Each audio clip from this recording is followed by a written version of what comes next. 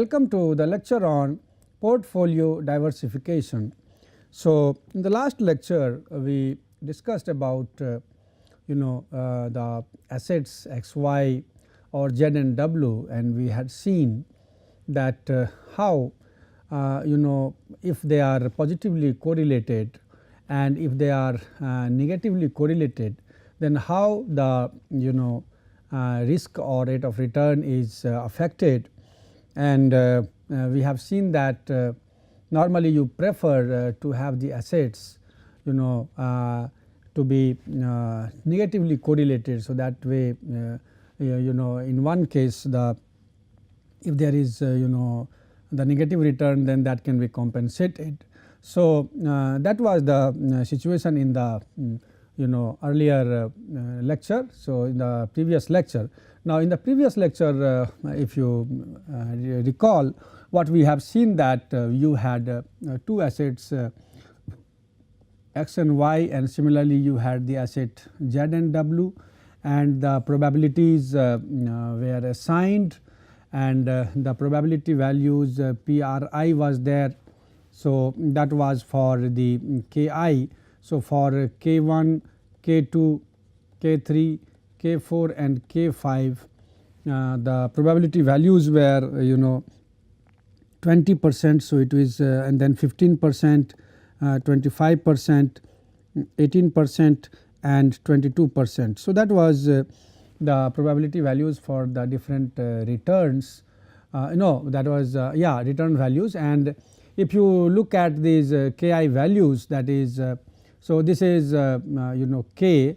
So, Ki value for the x and y. So, for x the Ki values was reported as something like minus 0.12, then 0.405 and minus 0.07, 0.38 and 0.18. Similarly, for y these values were coming out to be something like minus 0.15, and similarly this was 0.50, and then you had minus 0.08, 0.45 and 0.15. So, in the same line you had for the z. So, that was the values of the return. Similarly, we had seen for the asset z, and for z the Ki values were taken as 0.40, then you had 0.10 and 0.38 and minus 0.10 and 0.22. And for the W asset it was actually 0.08 and 0.35, and then you had minus 0.05, and similarly you had 0.25, and then you had 0.06. Now, on all these cases we calculated the standard deviation, and then ultimately we found the correlation. Now, we also discussed that how by looking at, if you look at the graphs of these two values, if you look at the return values for these curves.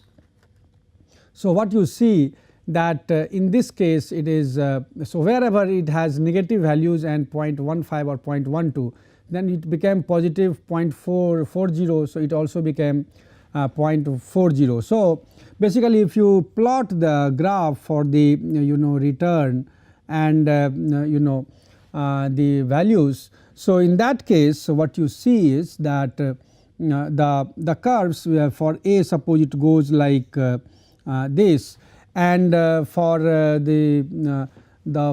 for x in fact, and for y also it will be following the similar trend. So, it will be starting from minus of 0.15. So, that way it will be same way, and then and so it will have a similar trend.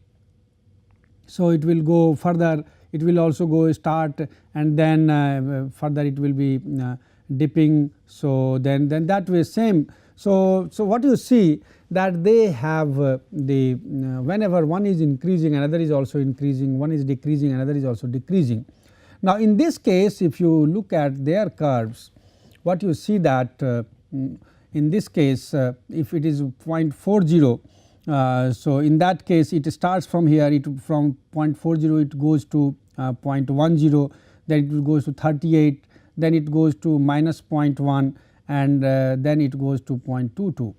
So this way it goes. Similarly for this, it will start with 0.08. So it will start from here and it will go in the next time to 0.35. So it will go here, then it will come down again to minus 0.05. So it will come down to here, then it will further go to 0.25. So like that what you see is that and then it will come down to 0.6. So what you see that in this case this is basically the positive correlation and this is the negative correlation, and that is why when we computed for x and y, when we computed the correlation coefficient value, then this was coming out to be 99.9%.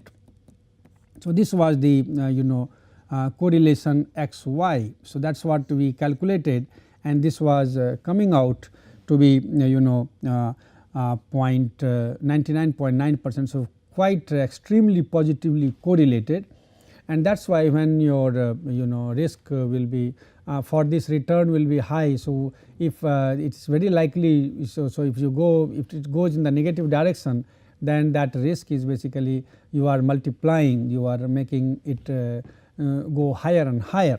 So that way this is not preferred, whereas this one is preferred, where the correlation value when we calculated for the Z and W, and when it was calculated basically in this case the correlation ZW when it was found to be minus of 0.020353.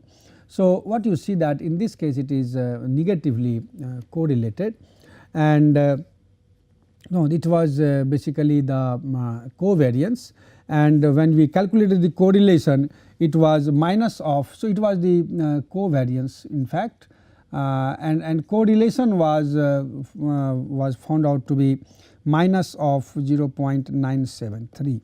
So that was the, so if you look at this is quite positive and this is the negative value for these things, and we had computed many parameters, and we got the standard deviation, we got the covariance.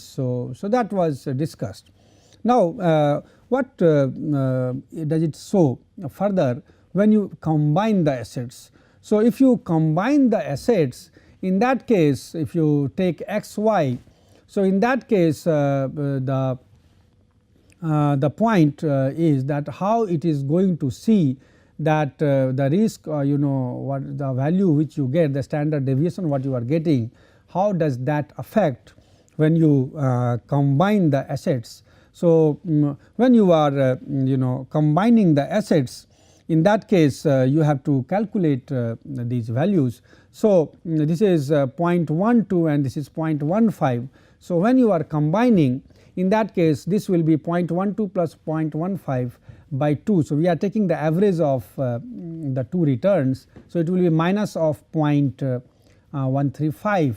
Similarly this will be 0.905 by 2, so it will be 0.452 like that. So it will be that, and if you then compute, so what will be happening in that case. So basically we need to see that when you combine these assets, how it is going to affect the risk. So if you combine, so the combination of assets for the combining, so if when you combine, you do the analysis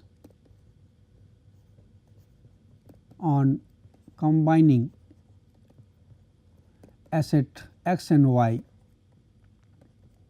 x and y suppose, and then further on z and w, and then on z and w as well.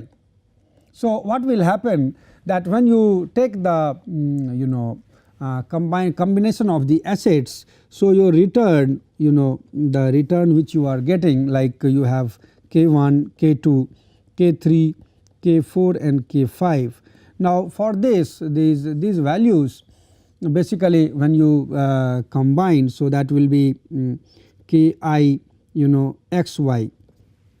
So for Ki xy, it will be this 0.12 minus 0.12 plus minus 0.15 by 2. So this way it will be written, so it will be minus of 0.135, similarly 0.452.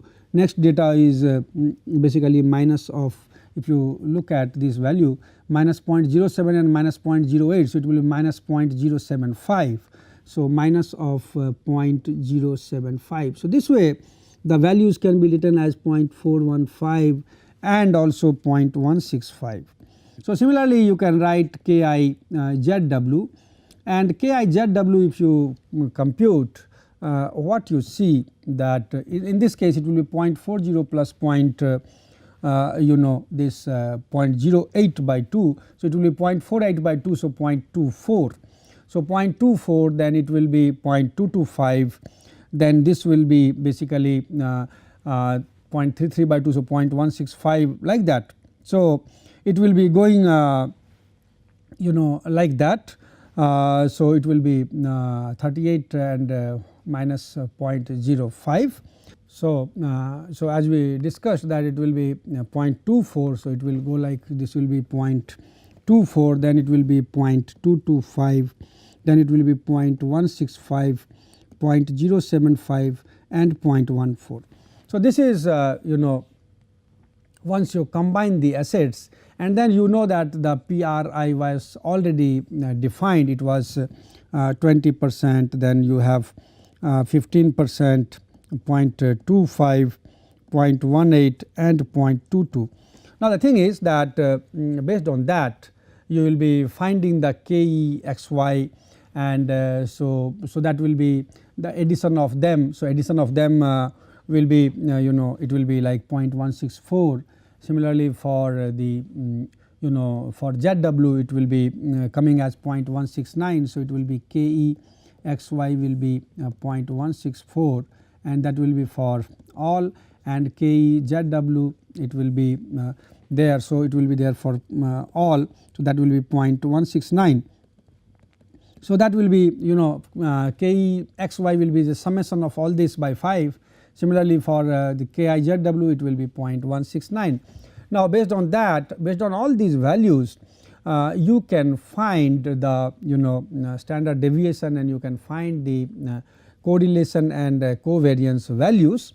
And what you see that in such cases, so if you try to find the suppose Ki xy minus Ke xy, and for that is multiplied by so it will be taken square into PR for finding the standard deviation, its summation and its root will be the standard deviation. And similarly you will have Ki ZW minus Ke ZW, and that will be square multiplied by PRI actually. So if you calculate these values, so that will be basically you can calculate, so this minus this, that will be square. So this you can Ki xy, that will be 0.135, and this is 0.24. So it will be difference will be something like 0.105, that will be square. So 0.01 0.10 into 0.10, so 0.011025 something like, and then that will be multiplied by the PRI, so 0.20.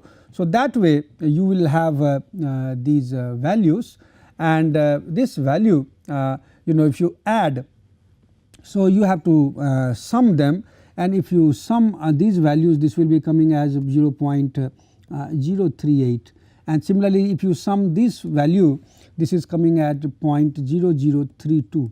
Now, if you look at the standard deviation, if you see the standard deviation for the earlier case, now in this case if you find the standard deviation for xi, then for the standard deviation of xi is coming as sigma x, it is coming as under root of 0.046, and as sigma y is coming as under root of 0.067.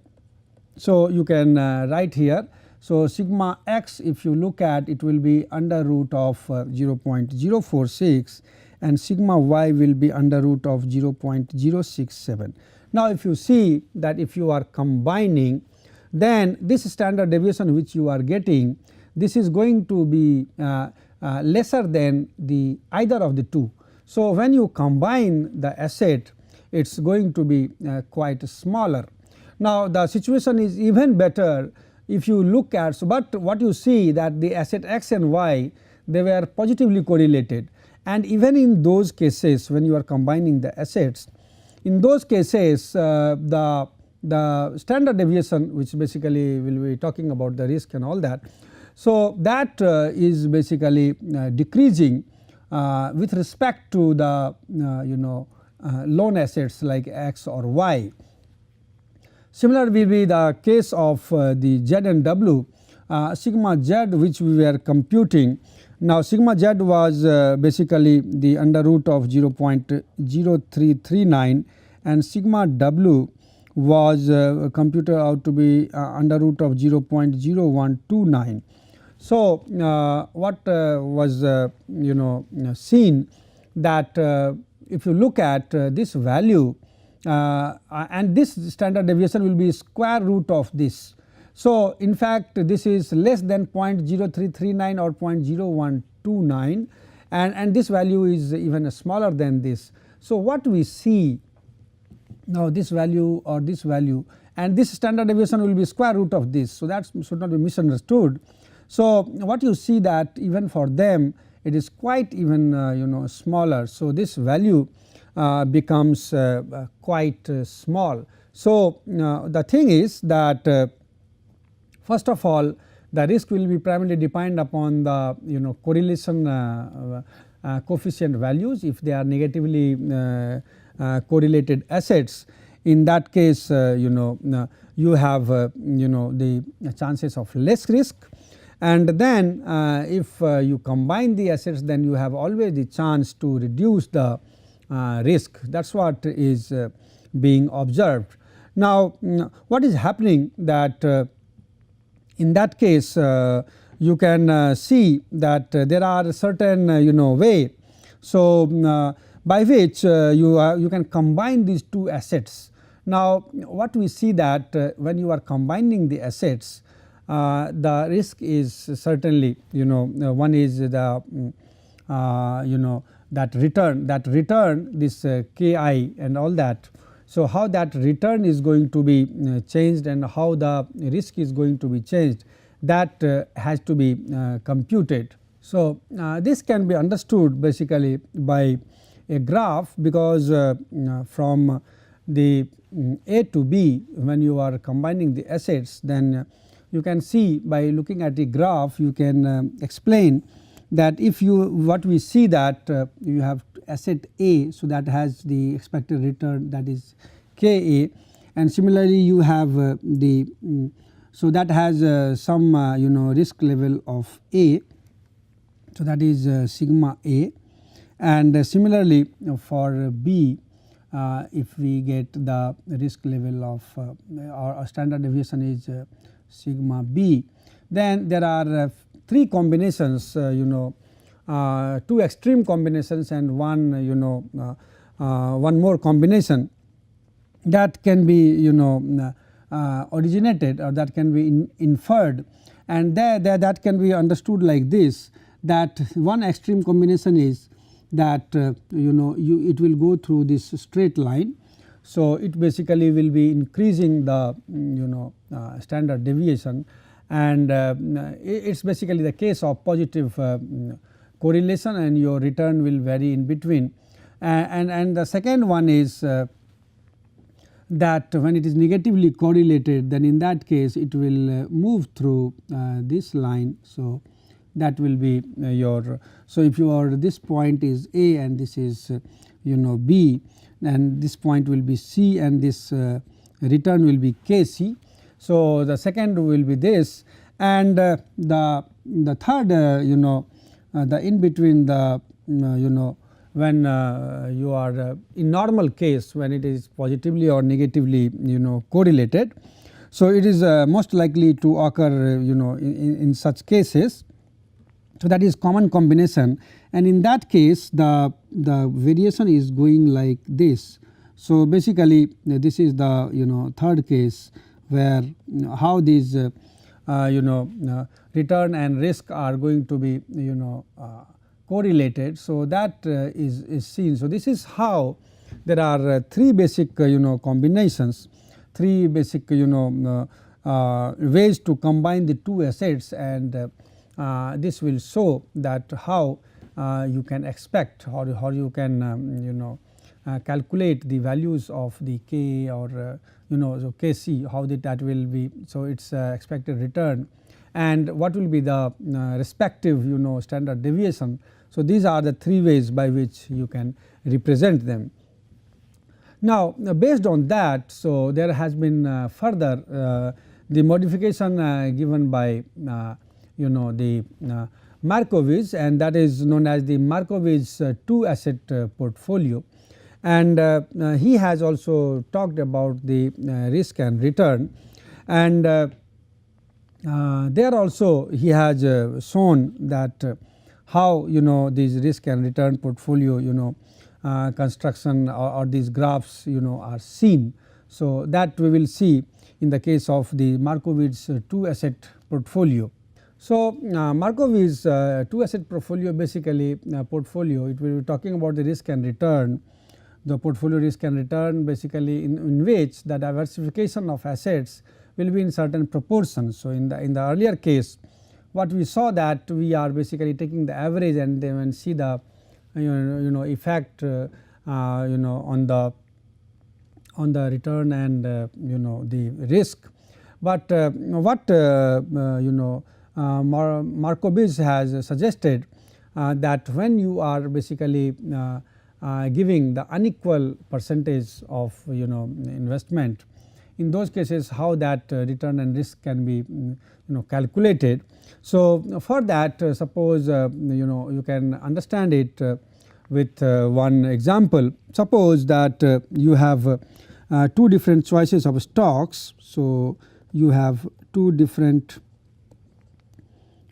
choices of stocks. Now in that case stock 1, so stock 1 is giving expected return of 8%, and there is low risk. So it is giving low return, so it is giving you the low risk, and low return risk is basically by standard deviation of 15%.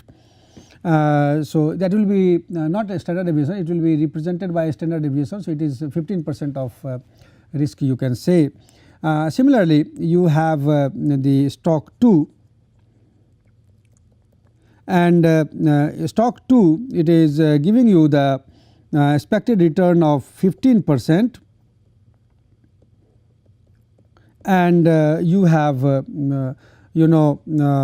so that is no, this is 12% stock 2, and your risk level is, so you have higher risk of 22%. So suppose you have this 2-1 and you want to further predict. So that you want to predict to calculate combined return. So you have to calculate the combined return and risk for the mix. So now we know that when you are going for the return of lesser value, you have low risk attached, and you are going for a higher risk, higher return, then you have higher risk attached.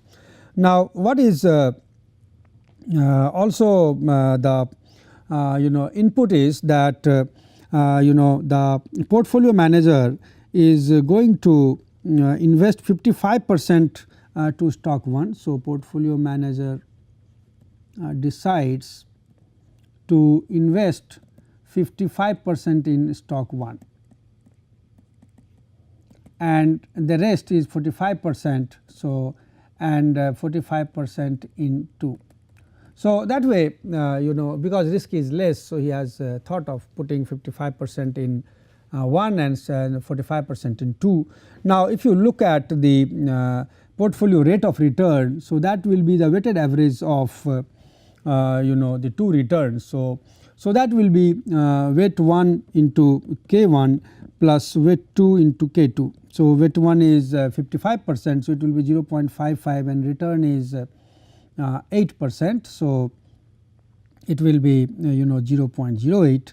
Similarly, you have return is this weight is 0.45 and the return is 12%. So, if you look at that, this value comes out to be 9.8%. So, this is the return for the combined mix of this. Now, we have to find the portfolio risk. So, that will be calculated by the so we have to find determined by the standard deviation of the combined assets, and it is found that the correlation between the 2 assets. So, it is given that the correlation between assets is, so that is given as 0.38. So, on that basis you can calculate the sigma 1 2, the that will be talking about the risk level. So, you have to find that sigma 1 2, and for sigma 1 2 there has been given one correlation that is formula, and that will be found by sigma 1 square W1 square plus sigma 2 square W2 square, and then 2 times correlation 1 and 2. So, that is sigma 1 and sigma 2, and then you will be multiplying with W1 sigma 1 into W2 sigma 2. So, that way you are going to calculate the risk which will be there for the combined level, and if you calculate these values in this computation, and if you put the values like sigma 1 is your 0.15 and your W1 is 0.55, then sigma 2 is 0.12 and W2 is 0.45, and then you have correlation is 2 times 0.38 that is given, and then W1 sigma 1. So, W1 and sigma 1 we know, W2 sigma 2 we know. So, if you put all these values, this is coming out to be 15.1%. So, what you see that it will be less than the weighted average of the risk. Basically, if you find the weighted average of the risk, now this is the risk if you are combining the assets. If you try to find the weighted average of the risk, it will be 0.55 times 0.15 plus 0.45 times 0.22, and that will be 0.55 times 0.15 plus 0.45 times 0.22. So, this is the weighted average of the risk, and this is coming out to be about 18.2%, and here we are getting 15.1%. So, what we see that when you are combining the assets, you are getting a return of about 9.8%, and at the reasonable level of risk is coming out to be 15.1%. So, that is how this is the this is the correlation which is to be used for finding that risk and the rate of return. Now, if we take the different values, if we take if you take the large number of combinations, then we are going to have similar kind of graph which we have got earlier here.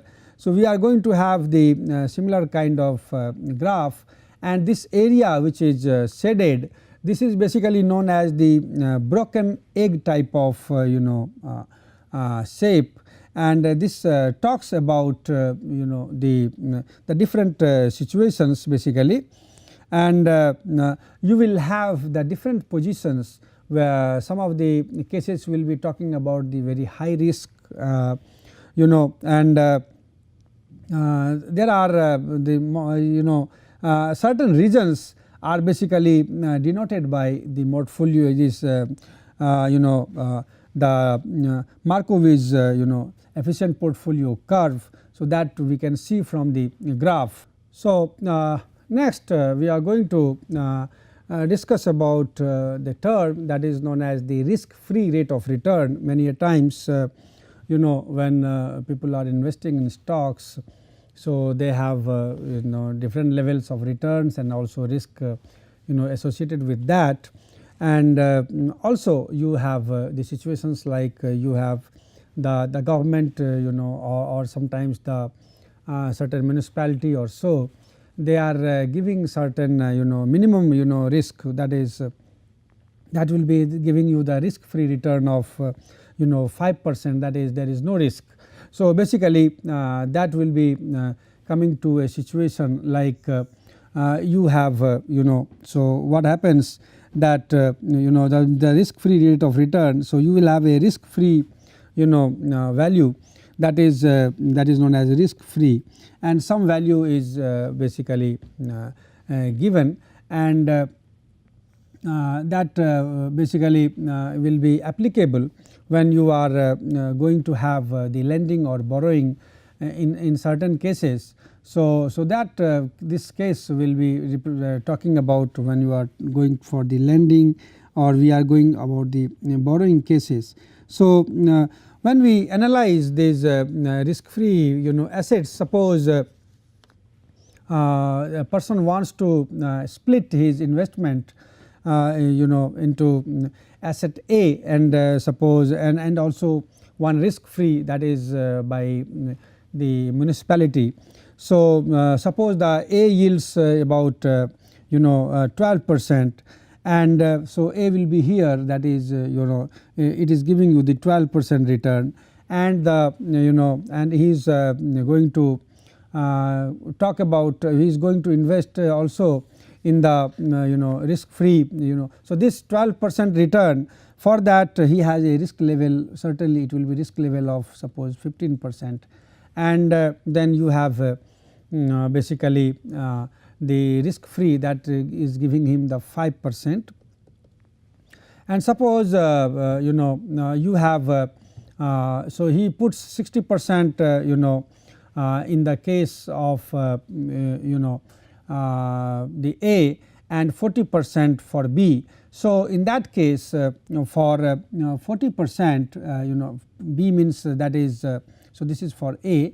So, if that be the case, he will be getting the return. So, that return will be 60% in A. So, it will be 60 and return is 12%, and 40% in the risk free state, that is so it will be 0.40, and into it is only 5%. So, that will be coming as 9.2%.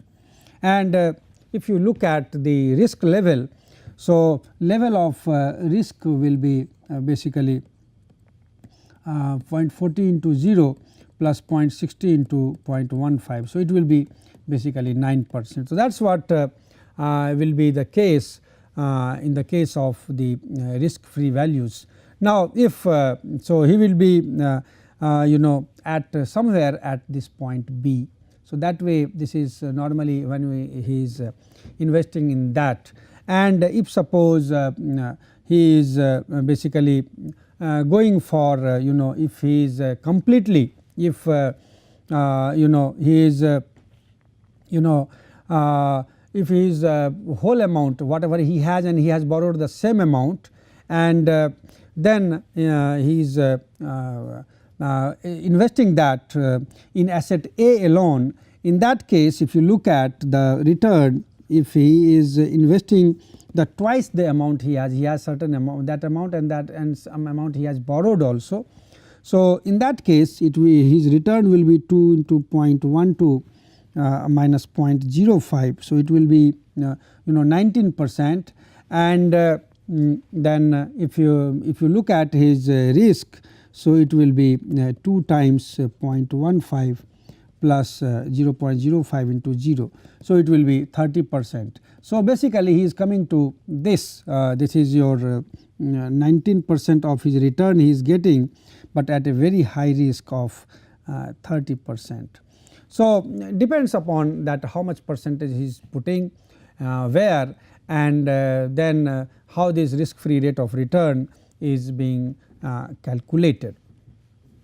Now we are going to have also some knowledge about the type of risk. You have as we see that diversifiable risk can be reduced by the diversification of assets within the portfolios, and they are also known as the firm specific risk.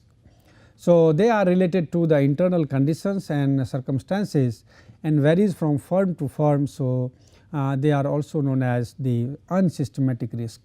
Because you have the control, firm specific it is, you can reduce it by that how by diversification or by putting what percentage in where in portfolios you can reduce these risks.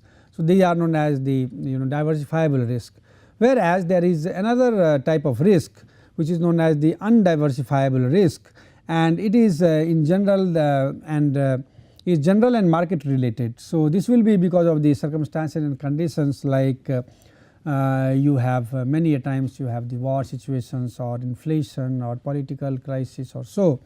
So that is basically the case of the undiversifiable risk or systematic risk. So when we try to present these risk, so what we see that you have if you try to present these risks, so that can be one will be your so this will be how the total risk will go, and one part will be constant. So that is so this part which is which is the non-diversifiable risk, this is known as non-diversifiable risk, and this is so that is not in our control because that is because of the political crisis or so, and this is this part is known as the diversifiable risk. So this is about the different type of risk which we see. We cannot do much here, but for this we have we have the way how to see that, and and that will be total risk. So you have the number of portfolios here. So if you increase the number of portfolio, number of securities in a portfolio, number of securities in a portfolio, and this side you have portfolio risk. So what we mean to say that this is your sigma m. So if you increase that number of securities in the portfolio, in that case your this diversifiable risk is going to decrease. However, this is going to be constant, and total risk you can minimize. So that is what is about these risk situations in the case of diversification of portfolio. Thank you very much.